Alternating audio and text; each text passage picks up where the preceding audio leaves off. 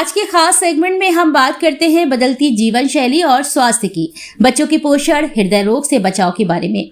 और इस महत्वपूर्ण विषय पर चर्चा के लिए आज हमारे साथ जुड़ रही हैं डॉक्टर प्रिया वर्मा, चिकित्सा प्रभारी। डॉक्टर प्रिया वर्मा, इतने सारे महत्वपूर्ण तथ्यों पर प्रकाश डालने के लिए आपका दिल से आभार व्यक्त करता हूं। डॉक्टर का पेशा वह होता है जिसमें आमदनी से ज्यादा सेवा का भाव आवश्यक माना जाता है और रोजमर्रा की जिंदगी में होने वाली सेहत की परेशानियां हो, कोई दुर्घटना हो, युद्ध हो या फिर कोविड जैसी महामारी हो, डॉक्टर कभी नहीं रुकते हैं। डॉक्टर बनने के लिए अथक मेहनत और ढेर सारी पढ़ाई करनी पड़ती है और एक बार डॉक्टर बन जाने के बाद रोगी की सेवा करना प्राथमिक उद्देश्य होता है। लोगों की स्वास्थ्य संबंधी परेशानियों को दूर करना और उनका जीवन बचाना डॉक्टर का कर्तव्य होता है और इसके लिए ही लोग उन्हें भगवान का दर्जा देते हैं। इसके अलावा किसी भी देश की प्रगति में डॉक्टर एक महत्वपूर्ण भूमिका निभाते हैं। जिला संवाददाता पंकज पांडे, कुशीनगर।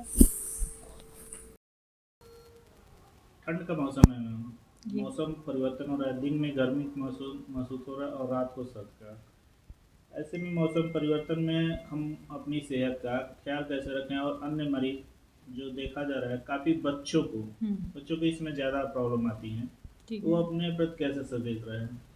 देखिए, ये अब जो ये मौसम आ रहा है, अब धीरे धीरे ठंडियों का मौसम आ रहा है। ऐसे में क्या होता है कि हमें अपने बच्चों का विशेष ख्याल रखना है। उन्हें जो है हमें गर्म वस्त्र पहनाने हैं।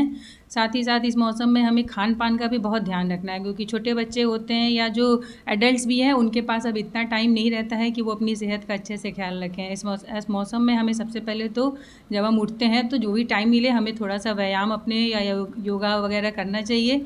इसके अलावा गर्म जल का सेवन करना चाहिए। रात में जब बच्चे सोते हैं तो इस समय सर्दियों में चाहे सरसों का तेल हो या तिल का तेल हो, दोनों ही का उष्ण नेचर होता है, तो हमें उससे बच्चों के तलवों पे, पैर के तलवों पे मालिश करनी चाहिए या पूरी बॉडी पे ही उससे मालिश करनी चाहिए। इससे हमारे शरीर की ऊष्मा बनी रहेगी।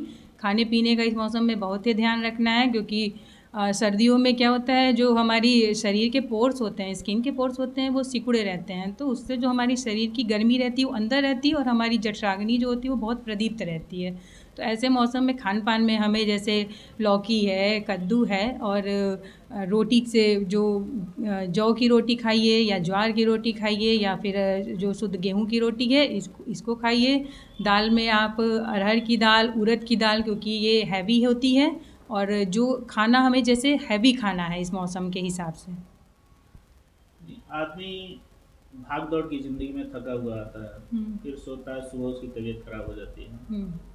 कुछ एडल्ट्स के लिए स्पेशल क्या होता है? एडल्ट्स के लिए तो मैं यही कहना चाहूँगी कि चाहे जितना भी आपके पास कम से कम समय हो, लेकिन आप अगर हमें इंटरनली अपने आप को मजबूत रखना है, जिसके पास इतना टाइम नहीं है कि वो जिम जाए या इतना वो बियर नहीं कर सकता, अफोर्ड नहीं कर सकता है कि वो जिम जाए या बाहर ही कुछ कर सके अपने मसल्स को स्ट्रेंथ करने के लिए, तो वो योगा ज़रूर करे।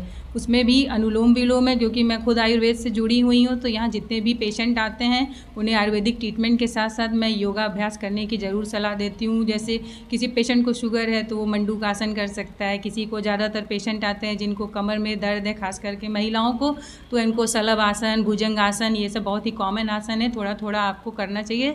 साथ ही साथ अनुलोम विलोम तो वो बिल्कुल ही करना चाहिए। इसके अलावा अगर ऑफिस में है, आपके पास टाइम नहीं है, तो आप घर से बने हुए प्रोडक्ट लेके जाइए। बाहर का खाने पीने का ज़्यादा नहीं करना चाहिए और घर की चीज़ें ही खाइए। और बीच बीच में जैसे आपने थोड़ा सा नैपिंग लिया करिए। जैसे मान लीजिए आप 1 घंटा बैठे हैं तो प्रॉपर 1 घंटा बैठिए मत, थोड़ा सा बीच में 10 मिनट वॉक कर लिए, फिर अपने काम में लग गए। बीच में अपने आप को रिफ़्रेश करना चाहिए। जी मैम, कुछ अपने बारे में बताइए। हाँ, मैं डॉक्टर प्रिया वर्मा, यहाँ प्रभारी चिकित्सा अधिकारी हूँ, राजकीय आयुर्वेदिक चिकित्सालय खोट्ठा में, और यहाँ पे आयुर्वेदिक ट्रीटमेंट करती हूँ मरीज़ों का, और मरीज़ भी हमारे यहाँ अच्छे हैं। और जी मैम, आपने स्टार्टिंग से ही ये एरिया चुना था, क्षेत्र चुना था मेडिकल लाइन की बाद में?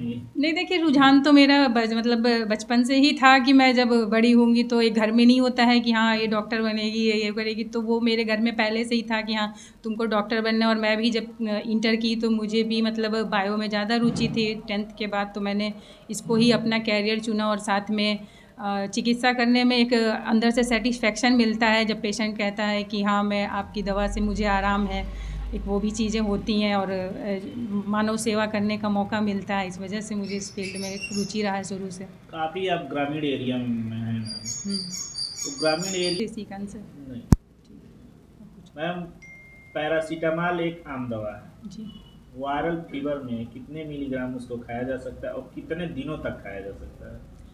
देखिए, पैरासीटामॉल तो एक आम दवा है जो आप किसी भी मेडिकल स्टोर पे मांगेंगे तो मेडिकल स्टोर वाला खुद ही देगा, लेकिन जो उसकी एक्चुअल डोजेज़ होती हैं वो बॉडी वेट के हिसाब से और पेशेंट का क्या वेट है उसके हिसाब से ही हमें देना है। अब क्या होता है कि पेशेंट को तो जनरली पता नहीं होता है, वो चला जाता है, उसे लगता है कि मुझे बुखार हुआ है और मैं पीसीएम खा लूँगा तो मैं ठीक हो जाऊँगा। लेकिन बुखार भी हमारे शरीर के लिए इसलिए ज़रूरी है कि इससे हमारी जो शरीर की नेचुरल डिफेंसिंग पावर है उससे हमको पता चलता है कि हमारी बॉडी इस इन्फेक्शन के अगेन फाइट कर रही है। और दूसरी चीज़ है कि पैरासीटामॉल जो होती है 500 mg और 650 mg की डोज़ में है, लेकिन आप इसको TDS या QID भी खा सकते हैं, लेकिन इसका एक्चुअल जो डोजेज़ है वो आप किसी चिकित्सक की देखरेख में ही खाएं। क्या सलाह देना? लोग आजकल देखा जा रहा है कि अगर कुछ भी हो रहा है तो सबसे पहले प्राइवेट हॉस्पिटल में ही भाग रहे हैं। प्राइवेट हॉस्पिटल में लोग अपनी सुविधा के हिसाब से भागते हैं, लेकिन अब चीज़ें बदल रही हैं, अब गवर्नमेंट में भी आ रहे हैं। आप हमारे अस्पताल में आए हैं तो यहाँ पे भी बहुत बहुत ज़्यादा पेशेंट आते हैं और उनको फ़ायदा है तभी वो आते हैं, लाभ उनको मिल रहे हैं। आजकल देखा जा रहा है सबसे ज़्यादा पेशेंट या तो ब्रेन हेमेज हो रहा है या हार्ट अटैक हो रहा है। जी दो ही पेशेंट बहुत ही ज़्यादा आ रहे हैं। हाँ, इसका मुख्य कारण तो आज के जो नवयुवक हैं उनको भी आ रहा है, क्योंकि स्ट्रेस इसका मुख्य कारण है।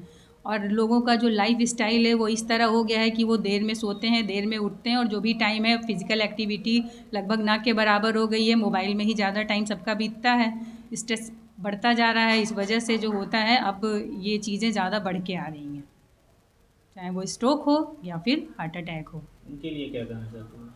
उनके लिए मैं कहूँगी कि अपने जीवन से जो भी स्ट्रेस है उसको आप काम डाउन करिए, थोड़ा सा योगा वगैरह करिए, अच्छा खान पान करिए, रात में टाइम से सोइए और दिन में टाइम से जगिए, तभी आप एक हेल्दी लाइफ जी पाएंगे। Thank you.